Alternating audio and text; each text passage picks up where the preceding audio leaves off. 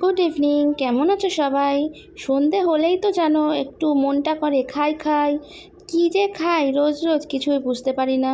তাই ফ্রিজে সবজিগুলো নিয়ে বসে পড়েছি, দেখলাম গাজর রয়েছে, ক্যাপসিকাম রয়েছে, তা বসে পড়েছি এগুলো কাটতে। সাথে নিয়ে নিয়েছি কাঁচা আমও। সবই দিয়ে কি করব, সব মোটেই একসঙ্গে কিছু করব না, সব আলাদা আলাদা হবে। কাঁচা আমের চাটনিটাও করব, এখন করব নুডলস মানে চাউ। আমাদের বাঙালিদের চাউ মানে তো ঘরোয়া চাউমিন, মানে আর কি চাই।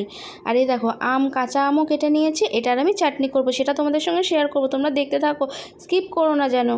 এই দেখো এখানে কেটেছি ক্যাপসিকাম, পেঁয়াজ, গাজর, এগুলো সব কেটে কুটে নিয়েছি, কাটা আমার কমপ্লিট। এই দেখো চাউ তো করা দেখানোর কিছু নেই, কারণ সবাই জানো চাউ কীভাবে করে, আর অনেকবারই আমি চাউটা করা দেখিয়েছি, তার জন্য আজকে আর চাউ করাটা দেখালাম না। কিন্তু চাউ করছি কারণ প্রচণ্ড খিদে পেয়েছে গো। যতই গরমে হাঁসফাঁস করি না কেন, কিন্তু এইসব চাইনিজ জিনিস খেতে কিন্তু সবসময় মন চায়, তাই ঘরেই তৈরি করে ফেলি।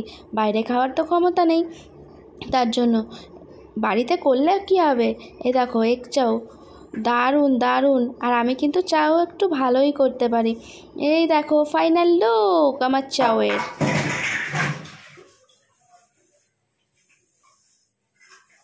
আমি এখন করব আমের চাটনি, এখন করে রাখছি কারণ তাহলে সকালে খেতে ভালো, নাহলে সকালে এত কাজের মধ্যে এত রান্নার মধ্যে না হয়ে ওঠে না, ভুলে যাই। আজকে মা বলছে যে এসে চাটনি করতে ভুলে গেছিস, আর মা আজকে এখন টিফিন খেলাম, চাউ খেলাম, সেই বাসন। আমি চাটনিটা কিভাবে করছি তোমাদের সঙ্গে শেয়ার করছি। এই দেখো একটা শুকনো লঙ্কা দিয়ে দিলাম,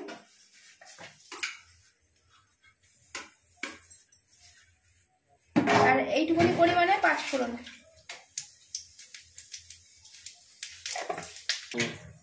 পাঁচফোড়নটা একটু ভাজা ভাজা হওয়ার জন্য অপেক্ষা করতে হবে, তাহলে পাঁচফোড়নের গন্ধটা খুব ভালো আসবে। পাঁচফোড়নটা ভাজা হয়ে গেছে, এবার দিয়ে দিচ্ছি আমটা।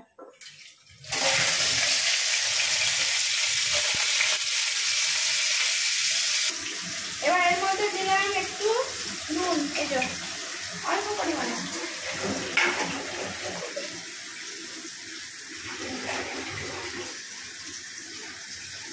তারপর দিয়ে দিচ্ছি অল্প একটু হলুদ।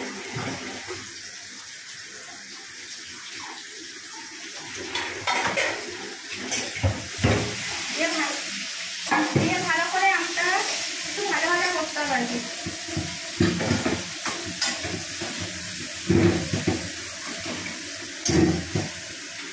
চাটনি করতে কে না জানে, সবাই পারে চাটনি করতে। আমি কেমন করে করি সেটা দেখিয়ে দিচ্ছি।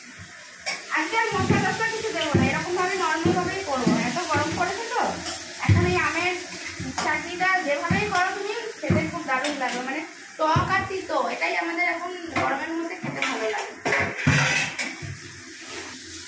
আম যদি ভালো হয় দেখো এরকম ভাজতে ভাজতে আম গলে চচ্চড়ি হয়ে যাবে, তাহলে বুঝতে পারবে যে এরকম আম ভাজতে ভাজতে গলে গেলে তখন বোঝা যাবে যে আমটা খুব ভালো কোয়ালিটির আম। এবার এর মধ্যে আমি জল দিয়ে দেবো, আর একটু নাড়াচাড়া করে নিই।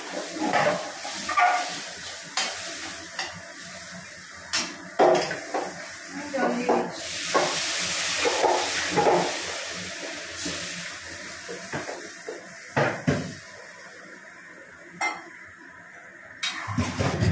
ফুটে গেছে, এবার আমি দিয়ে দিচ্ছি চিনি।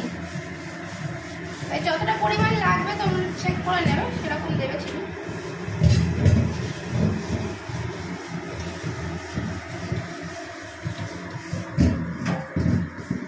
আর মায়ের হয়েছে এটা সুগার ফ্রি চাটনি, সুগার ফ্রি দিয়ে চাটনি, মা চিনি দিয়ে আবার খেতে চায় না, খুব রাগারাগি করে, ওই জন্য মায়ের সুগার ফ্রি চাটনি করে। আমাদেরটা চিনি দেওয়ার চাটনি আর মায়েরটা সুগার ফ্রি চাটনি। এটা সুগার ফ্রি বড়ি দিয়েছি, এখনো বলেনি, ওটাকে একটু ফোটাতে হবে। আর আমাদেরটা আমি একটু চেক করে নিই যে মিষ্টিটা ঠিকঠাক আছে কিনা। আমি অনেক সময় বোঝা যায় না, আন্দাজে তো বোঝা যায় না।